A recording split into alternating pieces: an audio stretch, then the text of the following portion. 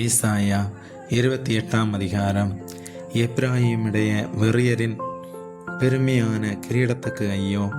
மதுபானத்தால் மயக்கமடைந்தவர்களின் செழிப்பான பள்ளத்தாக்குகளுடைய கொடுமுடியின் மேலுள்ள அலங்கார ஜோடிப்பு வாடிப்பு போகும் புஷ்பமே! இதோ திராணியும் வல்லமையும் உடைய ஒருவன் ஆண்டவரிடத்தில் இருக்கிறான்.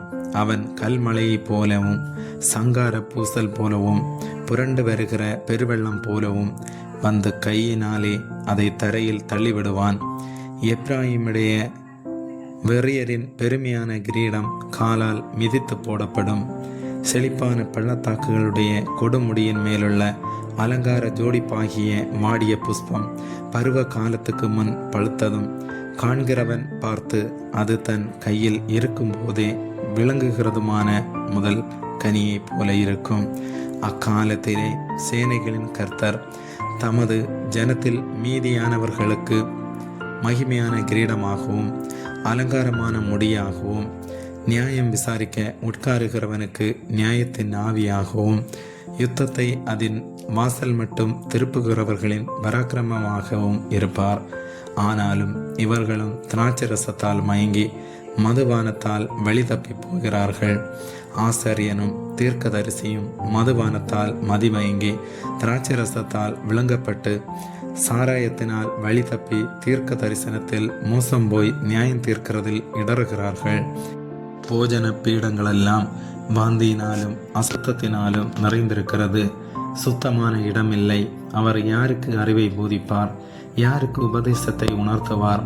பால் மறந்தவர்களுக்கும் முலை மறக்கப்பட்டவர்களுக்குமே கற்பனையின் மேல் கற்பனையும் கற்பனையின் மேல் கற்பனையும் பிரமாணத்தின் மேல் பிரமாணமும் பிரமாணத்தின் மேல் பிரமாணமும் இங்கே கொஞ்சமும் அங்கே கொஞ்சமுமாய் என்கிறார்கள். பரியாச உதடுகளினாலும் அந்நிய பாசையினாலும் இந்த ஜனத்தோடே பேசுவார். இதுவே நீங்கள் இளைத்தவனை இளைப்பார பண்ணத்தக்க இளைப்பாறுதல், இதுவே ஆறுதல் என்று அவர்களோடே அவர் சொன்னாலும் கேட்க மாட்டோம் என்கிறார்கள். ஆதலால் அவர்கள் போய் பின்னிட்டு விழுந்து நொறுங்கும்படிக்கும் சிக்குண்டு பிடிபடும்படிக்கும் கர்த்தருடைய வார்த்தை அவர்களுக்கு கற்பனையின் மேல் கற்பனையும் கற்பனையின் மேல் கற்பனையும் பிரமாணத்தின் மேல் பிரமாணமும் பிரமாணத்தின் மேல் பிரமாணமும் இங்கே கொஞ்சமும் அங்கே கொஞ்சமுமாக இருக்கும்.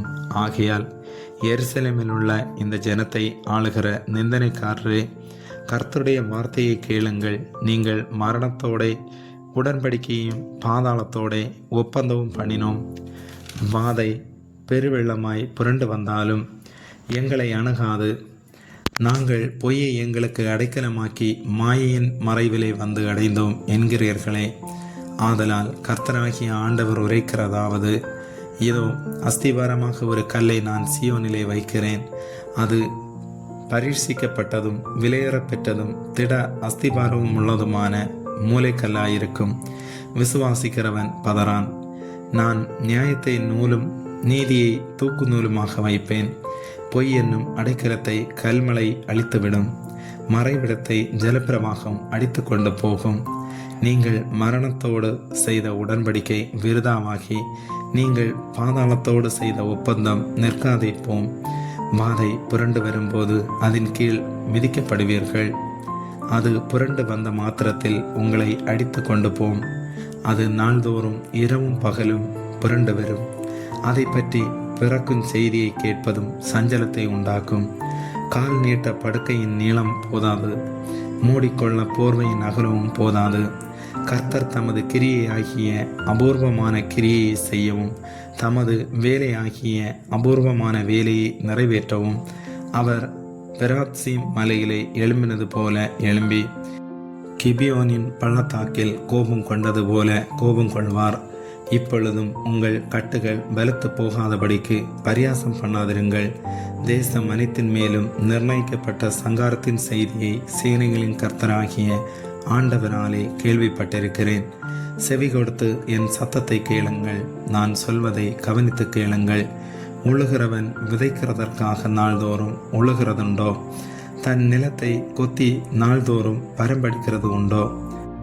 அவன் அதை மேலாக நிரவின பின்பு அதற்கேற்ற இடத்தில் உளுந்தை தெளித்து ஜீரகத்தை தூவி முதல் தரமான கோதுமையும் தெரிந்து கொண்ட மார்கோதுமையும் கம்பையும் விதைக்கிறான் அல்லவோ, அவனுடைய தேவன் அவனை நன்றாய் போதித்து அவனை உணர்த்துகிறார். உளுந்து தூலத்தாலே போரடிக்கப்படுகிறதில்லை. ஜீரகத்தின் மேல் வண்டிலின் உருளை சுற்றவிடப்படுகிறதும் இல்லை. உளுந்து கோலினாலும் ஜீரகம் மிலாற்றினாலும் அடிக்கப்படும். அப்பத்துக்கு தானியம் இடிக்கப்படும். இடைவிடாமல் அவன் அதை போரடிக்கிறதில்லை. அவன் தன் வண்டிலின் உருளையால் அதை நசுக்குகிறதும் இல்லை. தன் குதிரைகளால் அதை நொறுக்குகிறதும் இல்லை. இதுவும் சேனைகளின் கர்த்தராலே உண்டாகிறது. அவர் ஆலோசனையில் ஆச்சரியமானவர், செயலில் மகத்துவமானவர். ஆமேன்.